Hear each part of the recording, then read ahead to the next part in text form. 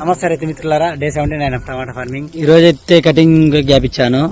మనము almost all 3 days continue cutting చేసాము. అది కాకుండా స్ప్రేయింగ్ చేసి వారం పైన అవుతుంది, 8 days 9 days అవుతుంది. ఇప్పుడు ఓజీ మ్యాట్రిక్స్ చేసాము. నేను అప్పుడు చెప్పినప్పుడు మన తోటలో ఏం పురుగులు లేవు, ఏం సమస్యలు లేవు, చెట్టు గ్రీన్నెస్ తగ్గిపోకుండా చాలు అనేసి స్ప్రేయింగ్ చేశాను. చెట్టు పెరగకపోయినా పర్లేదు అనుకున్నాను. కాకపోతే మనకు చెట్టు గ్రీన్నెస్ ఉంది. పైన చూడండి కొత్త చిగురు కూడా బాగా వచ్చాయి మనకు ఓజీ మ్యాట్రిక్స్ నుంచి.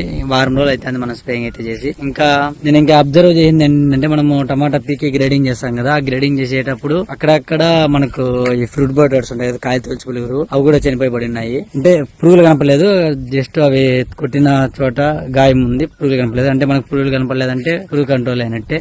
చూడండి చిగురు ఎలా వస్తున్నాయో. నేను ఇంకా లాస్ట్ లో కూడా చూస్తాను, కింద ఎక్కువ డ్యామేజ్ అయ్యాయి కదా, మొత్తం ఆ తోట లాస్ట్ లో అక్కడ కూడా చూపిస్తాను.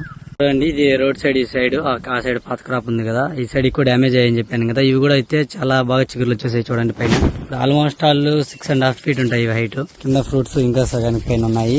పైన చూస్తే చిగుర్లు బాగా వస్తున్నాయి. అలాగే ఫ్రూట్ సెట్టింగ్ కూడా అవుతుంది చూడండి. ఇంకా ఈ రోజు వచ్చేసి దీనికి మ్యాగ్నెస్ ఇంకా టిల్లు స్ప్రే చేస్తున్నా. మనకు మ్యాగ్నెస్ తో ఏంటంటే ఇంకా అక్కడక్కడ వేరే పక్కన తోటల్లో మనకు ఊజీగా అయితే కనిపిస్తుంది. మనం అడ్వాన్స్ గా స్ప్రేయింగ్ చేసుకుంటే ఊజీ కానీ కొద్దిగా కంట్రోల్ చేసుకోవచ్చు.